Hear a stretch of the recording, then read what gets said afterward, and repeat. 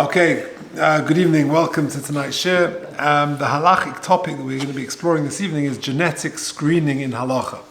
It's a very, very interesting topic. In the short time that we have, we'll sort of give an overview of this topic. It is connected to the parsha. Parshas Lech Lecha, genetic screening. What's the connection? Well, of course, in this week's parsha, Lot was captured, and Avram Avinu undertakes a rescue mission. Vayikches Lot, etc. Vayishma Avram kinish ba'ochiv, vayorek es chanichov, etc., etc. So he undertakes a rescue mission, and the Rambam in Hilchos Ritzeach he codifies this concept in halacha, i.e., kol hayochel lahatzil v'lo hitzil over lo samud adam reacho.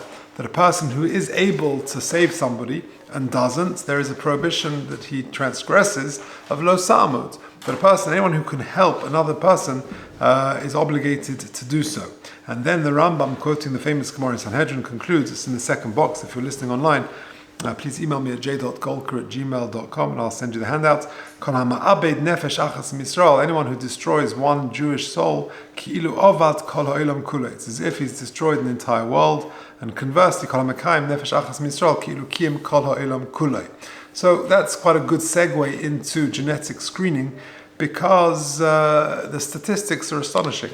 I don't know how much you've explored it. We're familiar with Dayisharim and other these sort of things. But with the establishment of Dayisharim, which I suppose is the premier sort of genetic screening organization in the religious world, of course there are others. Here in the UK there's Genetics and other such organizations. They're all slightly different, but Dayisharim is perhaps the most famous. The background story is fascinating, but the statistics are also fascinating.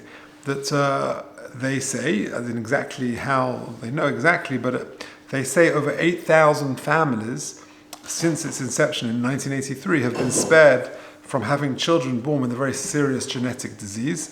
The screening numbers are huge. 37,000 individuals screen a year and across 13 countries. Remarkable statistics. It was set up by Rabbi Joseph Eckstein and his wife in 1983. It's a terribly sad story. 4 of their 5 children passed away from Tay-Sachs, which is a horrendous thing to have to witness.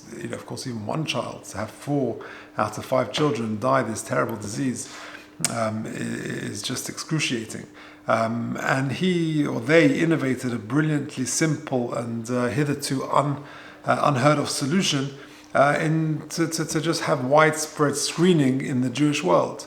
And remarkably, although this for them, because they must both be carriers of Tay-Sachs, they had subsequent children and none of them had Tay-Sachs. Now, it's interesting that the statistics, of course, don't change for them. The statistics, I think, is 1 in 4.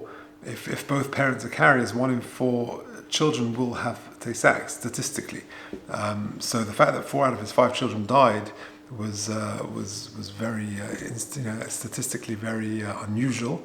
But then afterwards, all the subsequent children, none of them had Tay-Sachs. The fact that they went on to have further children is a very brave thing to do. Yes, indeed. So this is something to explore. There's a lot of very interesting things. Again, we're going to just touch the surface, but just a couple of interesting points, and then we'll discuss the tshuva of Rav Moshe.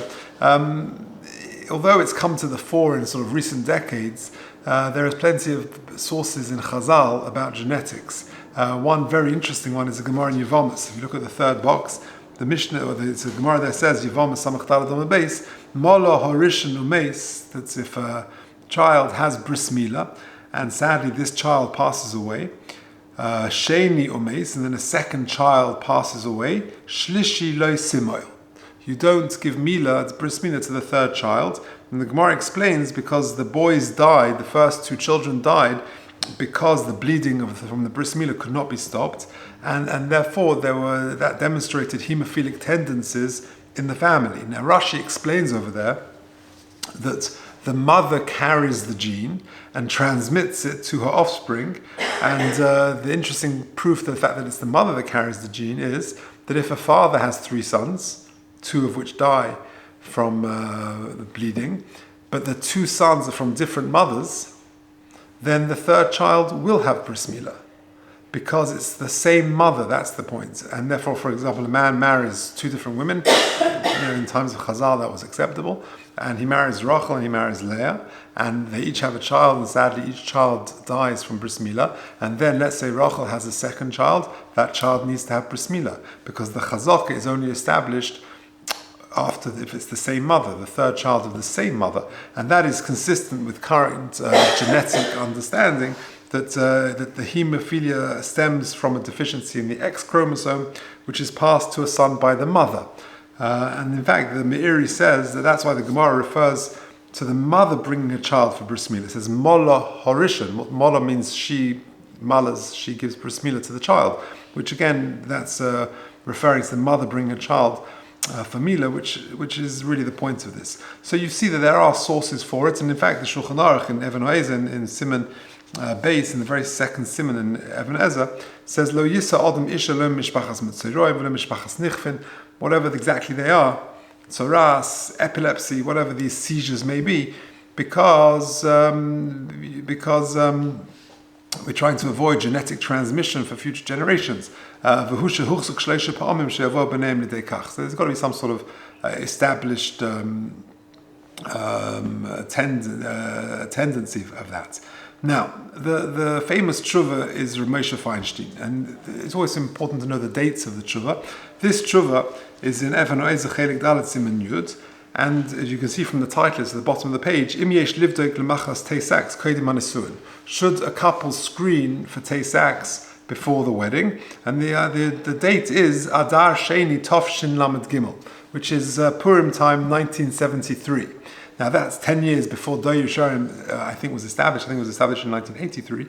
You mean the question came up? The question came up in 1973, and it was put to, if you see the question, Lemailas Kvoid Chasani Kubni, my son-in-law who is like as precious to me as a son, Harav Hagan Marin Harav Moshe David Tendler Shlita. So that's Rav Moshe's son-in-law, and he put the question to Rav Moshe. If you turn over the page, very interesting. Kiven Sha'at Nasa Zeh Ba'ofen Kal. Since nowadays it's easily achieved, livdek, to screen and to test. Yesh Lodanim Eina Boidek Es Atzmahu Kaskir Sinaim Liros Masha Efsha Liros. If you don't screen, you don't check, it's as if you're closing your eyes to see what you could see. If both parents, the mother and the father, are both carriers, then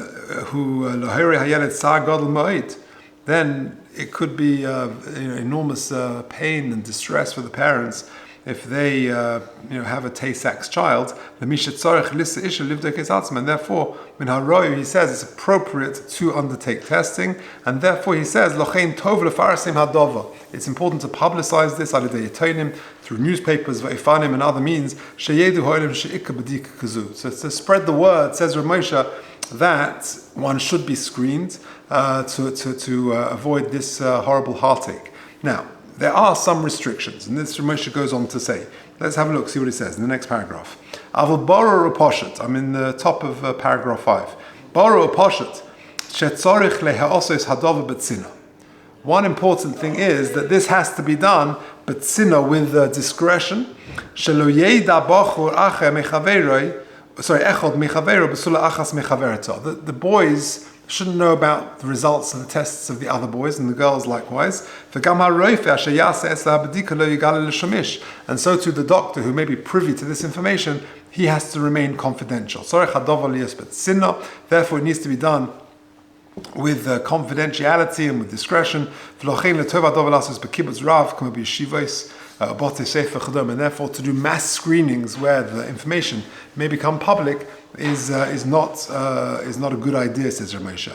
And then he says something absolutely fascinating. If you look at the next paragraph, V'gam kafi sheyodua, as is well known, kochas hanefesh, according to sort of the psychological makeup of a person, sheroiv b'nei odom soivin harbe me'atzovim shelohem. Many people suffer from sort of sadness, shenikru niroin, which is some sort of neurosis.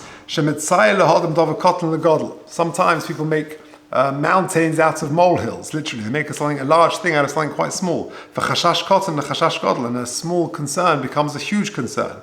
But prat b'medina hazos kiodua, especially here in America, says Ramesha. Shalochein chas v'shalom la'asos b'dika zu lebachurim tzirim. Therefore, don't do it to children who are too young. Sha'adayin ein choshim b'ini nesuin, where they're not yet of marriageable age. It's premature.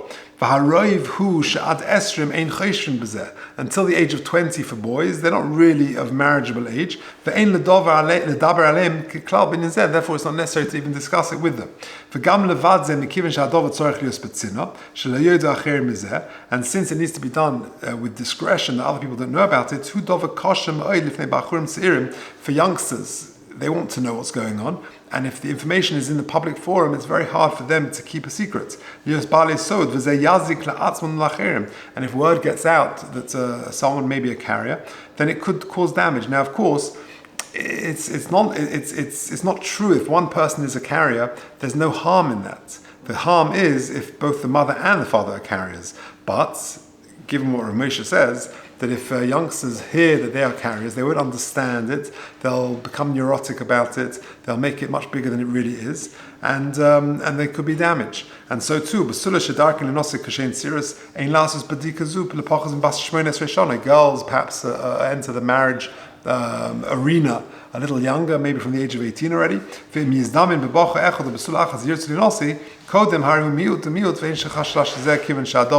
Etc. Okay, so if they're going to get married, earlier than that, then it's less of a concern. But the benchmark would be 18 for a girl and 20 for a boy. So really what Ramosha is saying is that confidentiality is critical.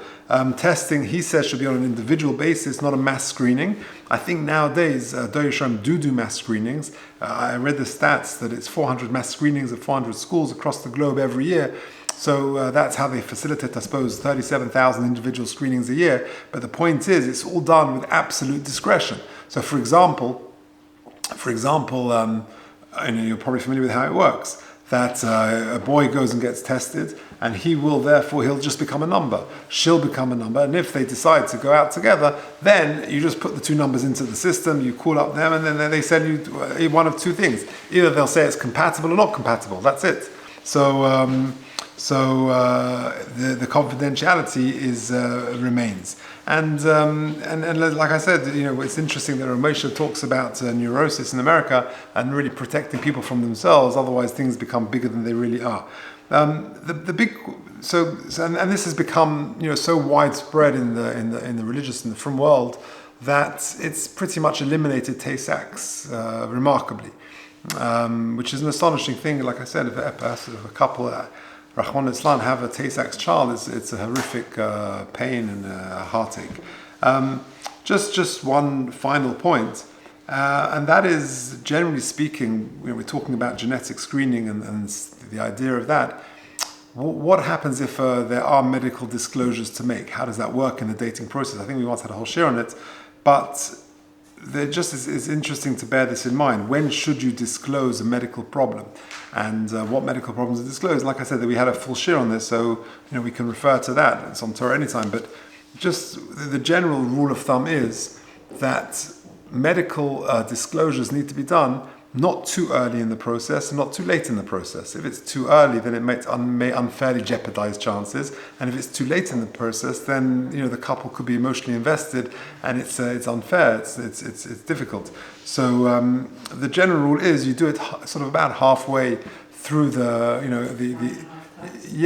so it depends which circle you swim in, right? So if in the Hasidic world where you date very quickly and very short, then it will be very early on. If it was in other circles where it's longer, then it will be Rabbi Willig, or Mordechai Willig, who's very strong on this, and he the first question after he's asked to be Masad Kiddushin is, have the couple been screened and are they compatible, etc. He tells of a case in his Kehillah in Riverdale in New York where there's a family with two brothers, both had epilepsy, and he advised them that they don't have to disclose it on date number one because that will put them off unnecessarily. And you wait a little bit into the process, not too far into the process, and they're both happily married, and it's fine. So one can't hold it back. One needs to disclose. You can't hold information like that back if it's a significant medical issue. But on the other hand, one has to do it under the guidance, like we've just said. So there we have it, genetic screening halacha. It's an interesting topic, and Moshe, and of course, is publicizes it with certain, is very pro, with certain caveats about confidentiality and the like, to protect people from psychological effects, negative effects that may occur. But what Dori Sharm and other screening organizations have done have saved Klal Yisrael from enormous heartache. And Mitzvah Hashem, we shall be zochet to simchas and Doros Yisharim. Mitzvah Hashem.